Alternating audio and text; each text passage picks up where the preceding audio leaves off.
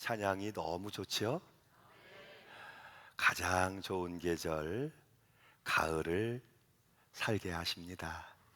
특별히 우리 지휘자님을 통한 위로의 찬양도 참 좋고 힘을 더하는 우리 성가대의 찬양도 우리에게 힘이 되고, 또 한 분 한 분 여러분과 함께 이 거룩한 아침에 예배할 수 있어서 또한 큰 감사의 기쁨의 제목이 됨을 고백합니다. 할렐루야. 우리 옆에 계신 분들 한번 바라보시며 축복하며 인사합시다. 반갑습니다. 사랑합니다. 믿음의 감사자가 됩시다. 믿음의 행복자가 됩시다. 네, 아멘, 아멘, 아멘. 그렇죠, 여러분. 1년 365일 감사하지 않은 날이 없죠. 그런데 우리는 감사를 잊고 살 때가 너무나 많습니다. 은혜가 있지만, 기적이 있지만, 축복이 있지만 깨닫고 감사하는 자에게만 은혜가 되고 기적이 되고 능력이 되고 축복이 됩니다. 할렐루야. 여러분, 이 좋은 계절 가을에 무엇보다도 감사의 체질, 감사의 영성을 회복하시기를 바라요. 그래서 365 감사동행 새벽을 통해서 우리가 아이들로 어른들에 이르기까지 다 같이 모여서 말씀을 묵상하며 감사하며 기도하고, 또 오늘은 하나님은 영혼 구원의 열매를 가장 기뻐하시니까 잃은 양을 찾읍시다. 우리가 기도하는 마음으로 우리가 두런두런 전도 용품을 가지고 우리 귀갓길에 사랑하는 이들에게 영혼 구원의 열매 맺기를 기대하며 예수 믿으세요, 이렇게 한번 전달해 보시고, 또 남은 한 주간 감사로 동행으로 여러분 추수절을 준비하셔서 다음 주에는 10시 30분, 몇 시입니까? 네, 10시 30분에 전 교인 모든 예수만 섬기는 믿음의 3대들이 함께 모여서 우리가 감사절 예배를 드리고, 또 특별한 은혜를 나누는 시간도 갖고, 그리고 함께 감사 잔치상에 둘러앉아 먹고 마시는 신령한 교제에도 들어가려고 합니다. 제일 중요한 건 여러분 모두가 함께 해주시는 거예요. 전국교회를 통하여 부르신 하나님의 가족, 하나님의 신령한 식구들이 다 같이 감사절기에 모이셔서 하나님으로 기뻐하고 감사의 잔치가 열려질 수 있기를 간절히 소망합니다. 아멘. 우리나라의 최고의 현대 문학가로 꼽히는 안도현 교수님이 계세요. 그분의 글들이 참 깊은 울림을 또는 감동을 주는데, 그의 짧은 글 가운데 너에게 묻는다라는 글이 있어요. 이 글에서 우리에게 그는 이렇게 질문하고 있습니다. 연탄재 함부로 발로 차지 마라. 너는 누구에게 한 번이라도 뜨거운 사람이었느냐? 또 그는 연탄 한 장이라는 짤막한 시에서 우리의 삶을 연탄 한 장에 빗대어서 이렇게 이야기를 해줍니다. 삶이란 나 아닌 그 누구에게 기꺼이 연탄 한 장 되는 것. 어때요, 여러분? 우리 안에 좀 생각이 일어나야 되지 않겠습니까? 사실 우리는 자신의 안위가 중요해요. 자신의 성공을 추구해요. 그런 사람에 열중하다 보니까 누군가에게 연탄 한 장 같은 존재가 되어주지 못하는 삶을 살 때가 많다는 거죠. 그런데 어쩝니까? 삶이란 누군가에게 기꺼이 연탄 한 장이 되어줄 수 있을 때 더 행복해지는 법인데 말이죠. 지금 사도 바울은 로마 감옥에 있습니다. 재판을 받게 되고 재판의 결과에 따라서 석방 살 수도 있고 사형 선고를 받아 죽을 수도 있습니다. 그런 급박하고 절망적인 상황 가운데 있으면서도 바울은 자신에게는 더 소중한 소망과 바람이 있다고 이야기를 합니다. 그것은 내가 살든지 죽든지 나를 통하여 그리스도께서 존귀하게 되는 것이라고. 그래서 그는 내 안에 사시는 분은 예수님이십니다. 그리스도십니다. 그러므로 나의 죽음도 유익합니다 라고 순교자적 신앙을 고백하고 있지요. 왜? 내 인생의 궁극적인 목적은 예수님이기 때문에, 예수님만이 내 인생의 최고의 가치가 되며 의미가 되기 때문이지요. 그래서 감옥 속에 있는 바울의 고민은 더 깊어갈 수밖에 없습니다. 그 고민을 오늘 말씀 22절 이하에서 우리에게 이렇게 토로해 주고 있는 것이죠. 22절로 24절 말씀 함께 읽습니다. 그러나 만일 육신으로 사는 이것이 내일의 열매일진데 무엇을 택해야 하는지 나는 알지 못하노라. 내가 그 둘 사이에 끼었으니 차라리 세상을 떠나서 그리스도와 함께 있는 것이 훨씬 더 좋은 일이라. 그렇게 하고 싶으나 내가 육신으로 있는 것이 너희를 위하여 더 유익하리라. 무슨 고민이에요? 사느냐 죽느냐 하는 이 사이에 끼어 있다는 거예요. 지금까지는 사도 바울이 내가 죽는 것도 유익하다, 그래서 예수님이 존귀하게 되실 수 있다면, 나로 신앙을 지키고 예수님이 영광을 받으실 수 있다면 나의 죽는 것도 유익하다, 그렇게 고백해 왔단 말이에요. 그런데 이제는 내가 사는 것도 유익하지 않겠나? 내가 살아서 석방되어 나감으로 더 많은 복음 전도와 선교의 기회를 얻게 되고, 그래 더 많은 사람들에게 예수 그리스도 복음을 전하게 되고, 교회를 개척해 세우게 되고, 더 많은 구원의 열매를 맺을 수 있다면, 그렇죠, 내가 석방되어 살아나가는 것도 유익함이 될 것인데, 내 개인적인 소망으로는 이제 내가 죽어서 그리스도와 함께 영원한 안식에 들어가기를 바라지만, 그러나 교회와 성도들과 또 전도, 선교 사역을 생각할 때는 내가 석방되어 살아나가는 것도 주님이 기뻐하시는 구원의 열매를 맺게 될 텐데, 내가 그 둘 사이에 끼었으니 라는 그의 고백이 은혜가 되지 않습니까? 죽음과 삶, 삶과 죽음 사이에서 내가 어떻게 하면 좋을까? 이 사도 바울의 고백, 여러분 한 번 더 같이 읽어보겠습니다. 한 번 더 읽습니다. 시작. 그러나 만일 육신으로 사는 이것이 내일의 열매일진데 무엇을 택해야 하는지 나는 알지 못하노라. 내가 그 둘 사이에 끼었으니 차라리 세상을 떠나서 그리스도와 함께 있는 것이 훨씬 더 좋은 일이라. 그렇게 하고 싶으나 내가 육신으로 있는 것이 너희를 위하여 더 유익하리라. 그렇죠. 이것이 로마 감옥에 있었던 바울의 고민이었어요. 오늘 여러분에게는 어떤 고민거리가 있으십니까? 내가 무엇을 먹을까, 무엇을 마실까, 무엇을 입을까 하는 고민 가운데 있으시다면 한 번쯤 여러분 안에 있는 믿음을 끌어올리셔서 바울과 같은 영적인 고민의 차원까지 올라가 보시면 어떻겠습니까? 내가 믿고 의지하는 주님의 영광을 위하여, 주님의 복음을 전하기 위하여, 사랑하는 그 누군가의 영혼을 구원하기 위하여 내가 어떻게 하면 좋을까? 내가 어찌하면 좋을까? 하는 이 영적 고민의 차원 말이죠.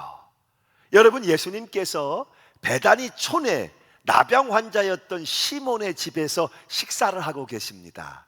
그런데 그때 한 여인이 식사 자리로 나오죠. 예수님을 너무나 사랑했던 여인, 그녀는 자신에게 있었던 가장 소중한 보배 옥합 향유를 가지고 300데나리온이 넘는 그 값비싼 향유를 기꺼이 깨뜨려 예수님 머리 위에 붓습니다. 성경은 온 집안에 그 사랑의 향기로 가득했다고 증거해 주고 있습니다.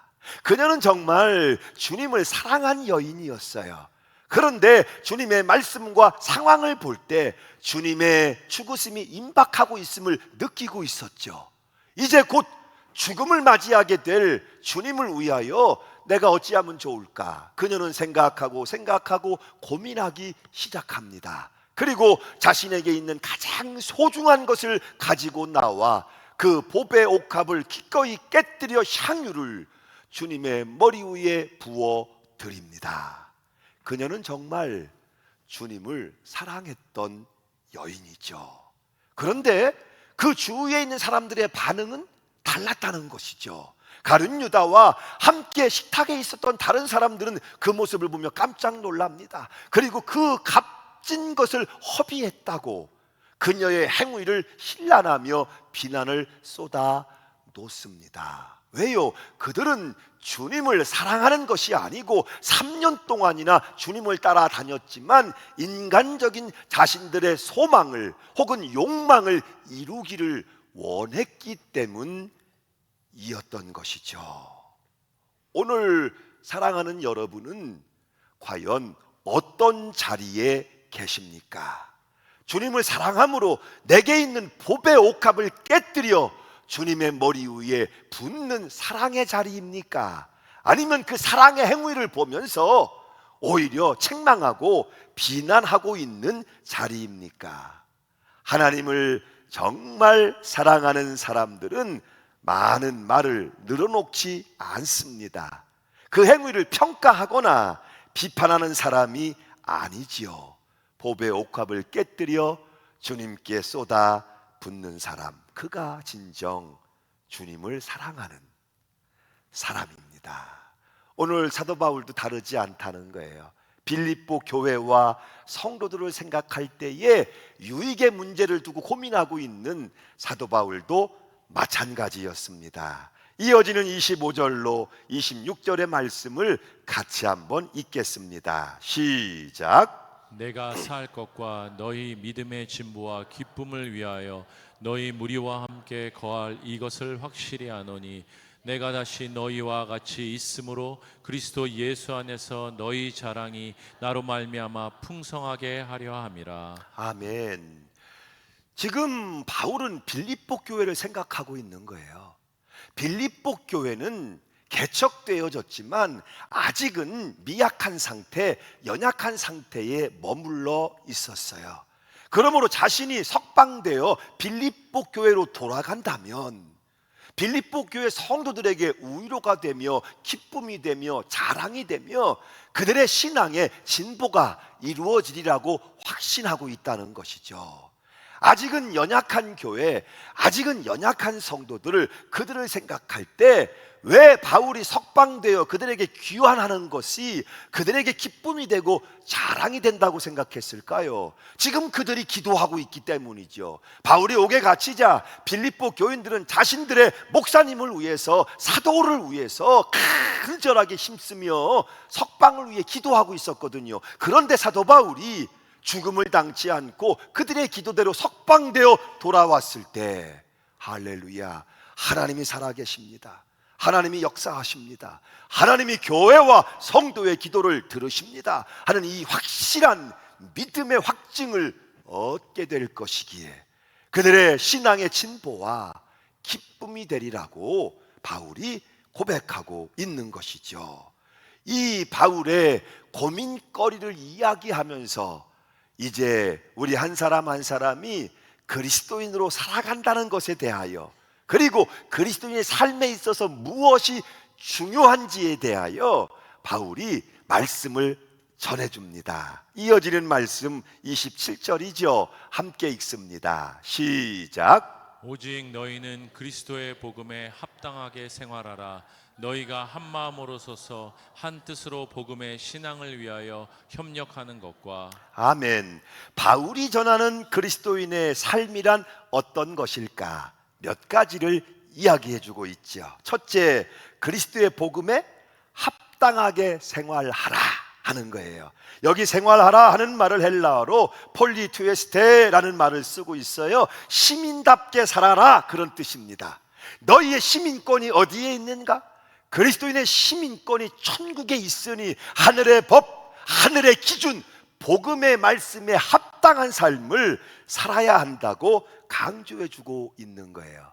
여러분, 왜 바울이 여기서 빌립보 교인들에게 이 말을 하고 있는 것일까요? 이유가 있겠죠.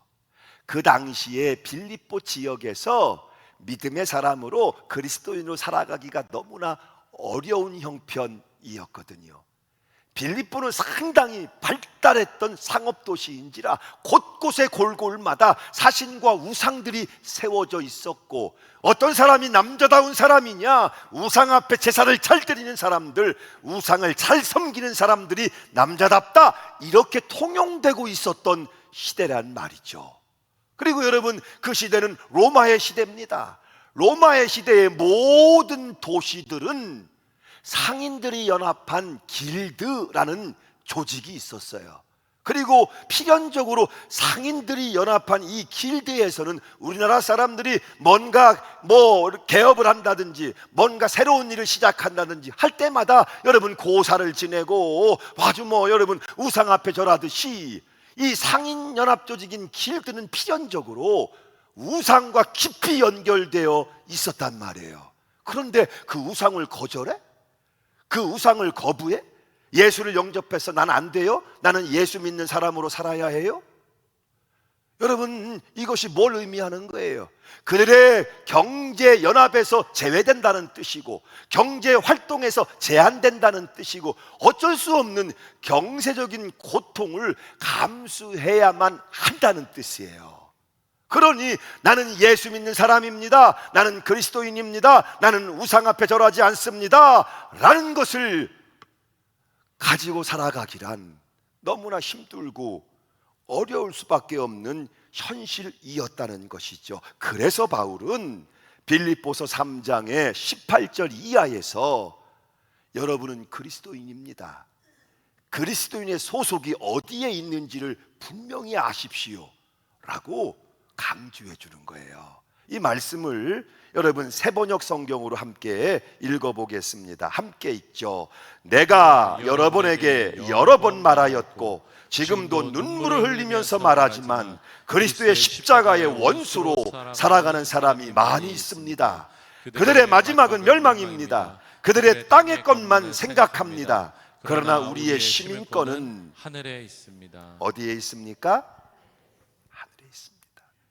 이것을 명심해야 한다는 거예요. 그리스도인들이요, 여러분의 소속이 세상입니까? 여러분의 시민권이 세상에 있습니까? 여러분을 다스리는 게 세상 법입니까? 아니요. 우리의 소속은 하늘입니다. 우리는 하나님의 시민입니다. 그러므로 하나님의 법의 지배를 받습니다. 우리의 기준은 복음이어야 합니다. 말씀이어야 합니다. 하나님의 법, 하나님의 복음에 합당한 삶을 살아가야 합니다. 할렐루야. 내려놓음이라는 책을 통해서 널리 알려진 이용규 선교사님이 있죠. 이 선교사님은 본래 하버드대 출신이에요. 중동 지역학 역사학을 공부해서 그것으로 박사 학위를 받으신 분입니다. 그런데 그 모든 걸 내려놓습니다. 그의 성공 혹은 그의 안위 모든 걸 내려놓고 온 가족이 함께 척박한 땅 몽골로 들어갑니다. 그리고 그곳에서 주 예수 그리스도를 전하는 선교사로 헌신하기 시작합니다. 지금도 인도네시아와 세계 곳곳의 열방에 일생을 두고 선교 사역으로 헌신하고 계신 분이죠. 이 이용규 선교사님이 그의 책 내려놓음에서 이런 이야기를 하고 있어요. 몽골을 여행하다 보면 초원을 흐르는 강을 만나게 된다. 흐르는 강은 많은 굴곡을 만들며 굽이굽이 흘러간다. 이 강이 흘러가는 곳이 바로 낮은 곳이다. 그런데 낮은 곳을 향해 흘러가지만 강물이 흘러가는 곳에는 언제나 푸르름이 있다. 강물이 흘러가는 곳에는 언제나 풀과 나무가 자라고 동물들이 서식하는 곳이다.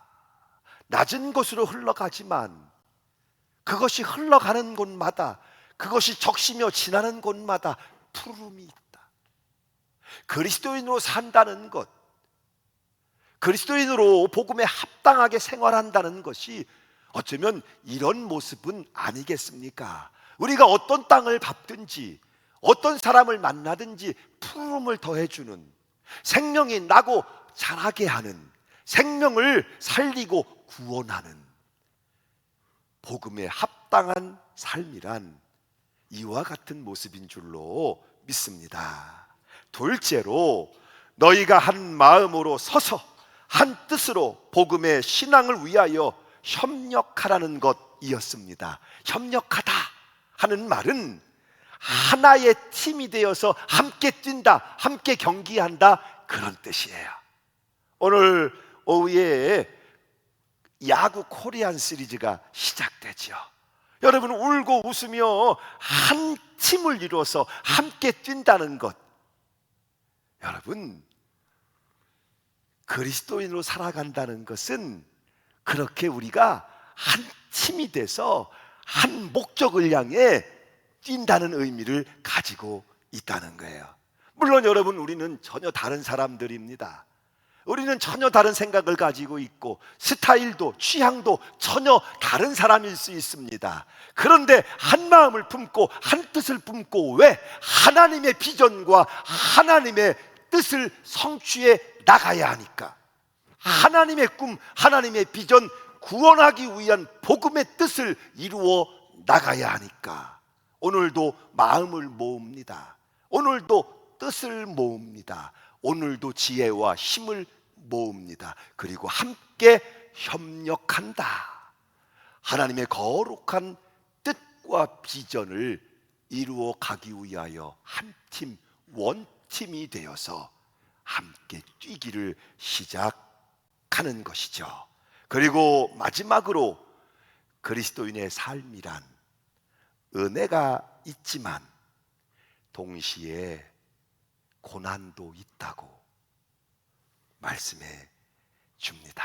29절이죠. 함께 읽습니다. 시작. 그리스도를 위하여 너희에게 은혜를 주신 것은 다만 그를 믿을 뿐 아니라 또한 그를 위하여 고난도 받게 하려 하심이라. 아멘. 적극적인 고난이죠. 고난도 받아야 한다. 그런데 그 고난이 어떤 고난이에요? 그를 위하여 받는 고난. 우상 숭배가 세상을 점령하고 있지만 그런 가운데 하나님 믿음을 지키기 위하여 당하는 고난. 불의가 세상의 상식인 것처럼 번져가고 있지만 아니요, 그것은 불의한 것입니다. 우리는 의로움을 가지고 삽니다. 의를 지키며 삽니다. 그래서 당하게 되는 어려움과 고통들. 아들 예수시라도 이 땅에 오셔서 하나님의 뜻을 이루기 위하여 그 고난을 기꺼이 당하셨지요. 그리스도의 부르심을 입고 오늘 그리스도인, 그리스도와 연합된 성도들 역시도 하나님의 뜻을 이루어가기 위하여 당해야 할 고난이 있다고, 기꺼이 당하는 고난이 있다고 말씀하고 있는 거예요.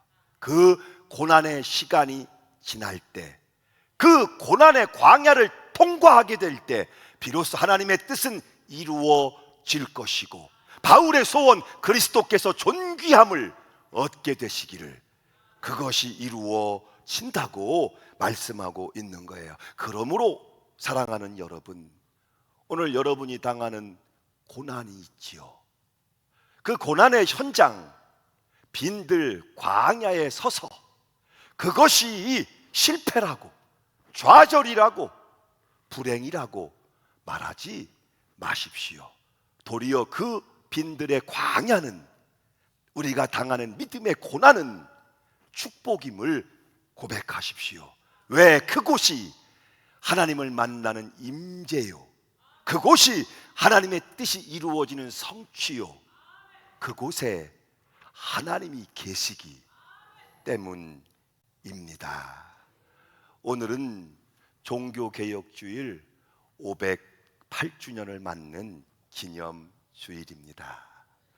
오늘 아침에 고백했지만 508년 전, 참 먼 과거의 이야기처럼 들리지만 그때 그들을 통해서 하나님이 교회를 정화하지 않았다면, 교회의 복음과 구원의 역사를 계속 이어지게 하지 않았다면 어쩔 뻔했을까 하며 마음으로 감사했다는 고백을 제가 드렸어요.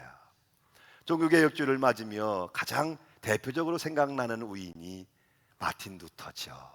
마틴 루터에게 이런 유명한 일화가 전해져 오지요. 힘들고 어려운 그때 마틴 루터가 밖에 일을 마치고 집으로 귀가합니다.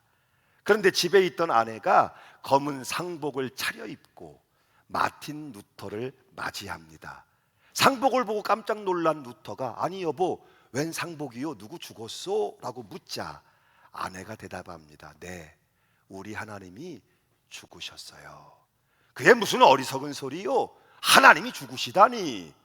아니요, 분명히 우리 하나님이 죽으셨어요. 그렇지 않다면 당신이 이렇게 여러 날 동안 슬픔에 잠겨 있지는 않았겠지요. 이 아내의 말에 루터가 충격을 받습니다. 살아계신 하나님, 영적으로 루터가 각성하기 시작합니다.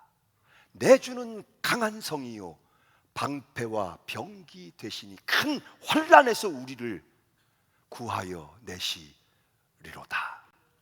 그가 다시 용기를 내고 그에게 주어졌던 종교 개혁자의 길, 그 사명의 길을 끝까지 걸어가게 됩니다.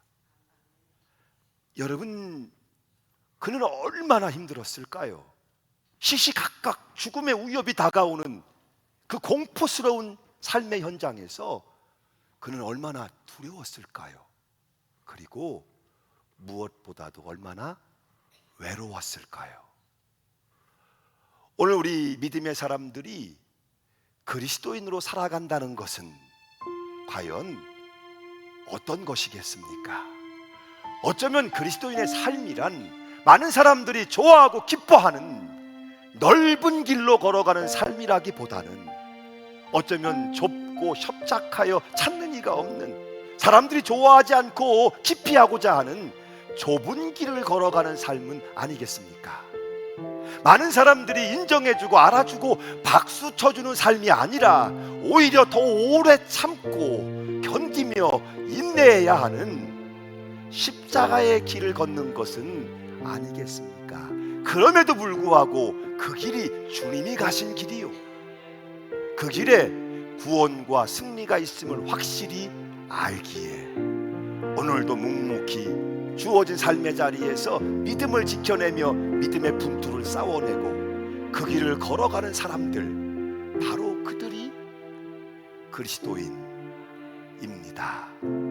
아들 예수께서 그 길로 가셨고 바울과 루터와 종교개혁자들이 그 길로 기꺼이 갔으며 오늘 믿음 있는 그리스도인들이 가야 할 길이, 삶이 거기에 있는 것은 아니겠습니까? 독일의 신학자로서 고백교회를 섬겼던 디트리 보네퍼 목사님이 계시지요. 그 시대에 사단의 정권인 나치에 저항을 하다가 감옥에 투옥되었고 1944년 12월 그의 생애의 마지막이 될 편지를 사랑하는 약혼자와 가족들에게 보냅니다. 그리고 그 편지 안에는 짧은 시의 형태로 그의 신앙의 고백이 담겨져 있어서 그것이 많은 사람들에게 희망과 용기를 주게 되지요. 나는 절망적인 상황, 목숨이 위협받고 있는 상황 가운데 있습니다. 그러나 나는 지극한 평안과 안식을 누리고 있습니다. 왜냐하면 주의 선한 능력이 고요히 나를 감싸고 있기 때문에, 주님의 선한 능력이 주님의 교회와 믿음을 지키며 분투하고 있는 성도들을 가득히 덮고 있기 때문에 우리는 믿음으로 일어날 일들을 기대할 수 있습니다. 믿음으로 기꺼이 새날을 열 수 있습니다. 주님과 함께 우리가 하나 되어 그 믿음의 길로, 할렐루야, 그 희망을 이야기하며 용기를 주었던 거예요. 종교개혁주일, 저와 여러분의 마음이 새롭게, 믿음이 새롭게, 묵은 마음이십니까? 묵은 믿음이십니까? 손에 쟁기를 잡고 성령님께서 우리의 마음밭을 갈아엎어 주셔서 새로운 마음, 새로운 믿음을 가지고 그의 고백, 선한 능력으로 함께 찬양하게 될 것인데, 여러분이 찬양으로 고백할 때 주의 선한 능력이 여러분의 영혼을 감싸고 힘들었던 여러분의 삶을 가득히 덮고, 그래서 절망, 어둠, 아픔 이런 것들 다 걷어내시고 무너졌던 삶들을 다시 일으켜 세우셔서 주님과 함께 오직 믿음의 길, 그 길로 가게 하시고 그 길 가운데 계신 주님을 우리가 날마다 만나게 하시기를 주 예수 이름으로 축원합니다. 아멘.